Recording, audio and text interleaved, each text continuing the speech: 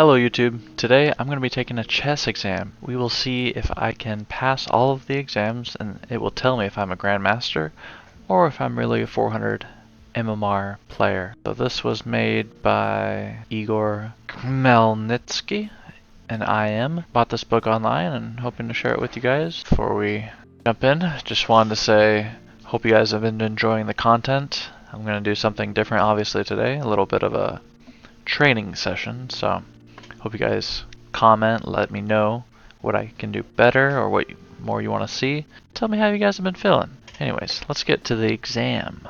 Question number 1. Which statement is the most accurate? White is winning no matter whose move it is. I think that's correct because White just has to move his pawn once.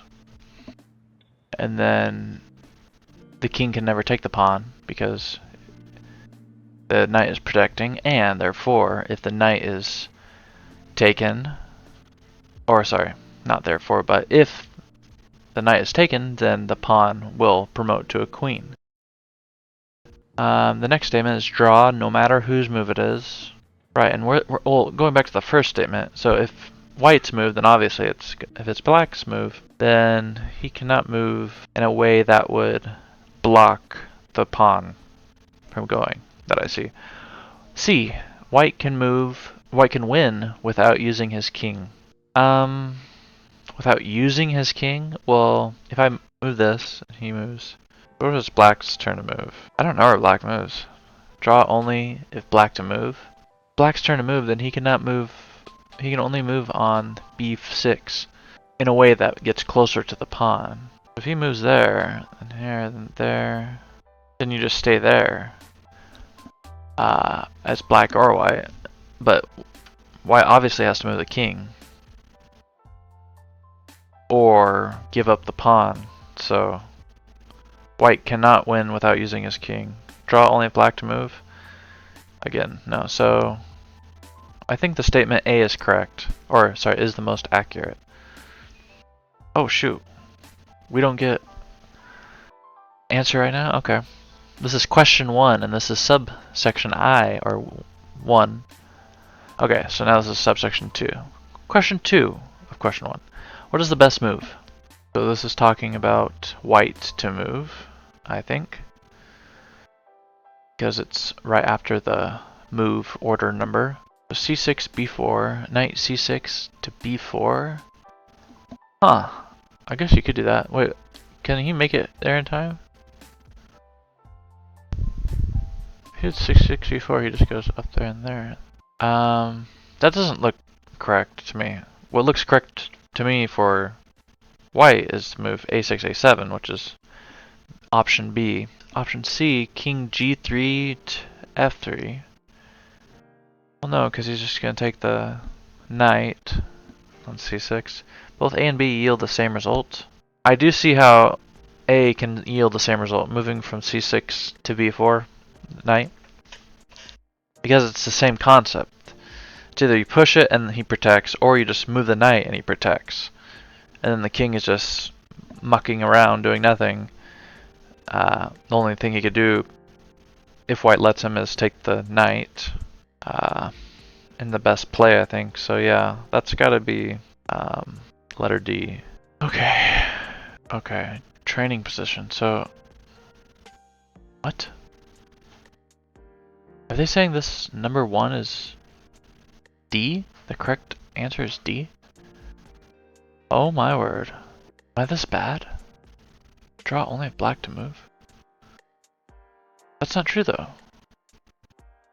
Or I guess I didn't work it all out. Oh my.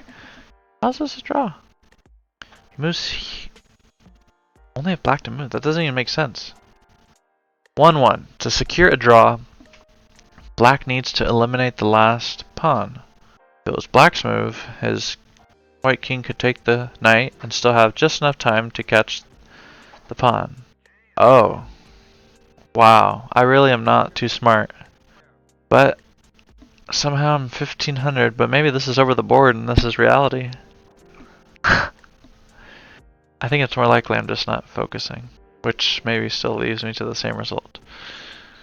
Oh no. D is the correct answer. Shoot. If black moves, it's a draw. Am I just an idiot? Wait, sorry, before I get to that, I want to look at this chart. So 14 1800s. So all 1800s. So I'm in the 14% of 14 to 1800s, possibly, who do not get this first one. Wait, the correct answer for... Wait, there's the best answer? It's not D? For number 2? Serious mistake is King F3, White King F3, leaving the knight unprotected. Yes. Yeah, no one clicks C. Safest way for the white knight to defend the pawn from the king's attack is from behind. Since black must remain next to the pawn, can't continue to harass both. Both knight b4 and a7 do just that. Yeah, that's what I thought. The next step is to bring the white king to defend pawn and use the horse to chase black's king out of the corner. However, after a7, which is a blunder or a question mark, and then king b7, h7, king b7. Yeah, what about it? Black can maneuver between the b7 and a8 square, and white's king can't protect the pawn. Oh, so there is a stalemate. So I just didn't like do the calculation. Usually if I'm on chess.com, I would actually be, you know, right click hold, dragging, making arrows in order to figure out if it is a stalemate. But I guess that's going to be the challenge here, is I'm going to actually have to use my brain a little bit more than I am. And then lastly it says after knight b4, white's king will travel. If I can show it all. Maybe I should have been showing it all the whole time. Oh well. White's king will travel to b5 and free the knight. Well, that makes sense. And I failed both of them actually. Amazing. That is amazing. I like this though. This is a fun little thing. I don't know where you got the statistics. Just gonna assume it's correct so I can make myself feel worse. But no, I've moved on. I'll really focus for the next one. I hope you guys really enjoyed that. Oh, I was very, very surprised at the results of these two questions. I think I learned a lot. I think I learned to take the time to actually see if stalemate is a thing.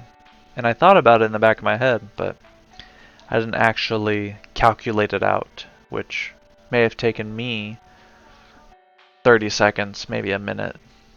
But in these puzzles, it's probably good practice too, since it is not only a test, but a training tool. So I hope you guys enjoyed that video. I'm going to continue this whole book. Try to make it fun. Try to get you guys get myself into getting better and having fun doing it. Reading explanations, beautifully written out. Hope you guys enjoy. Have a great day.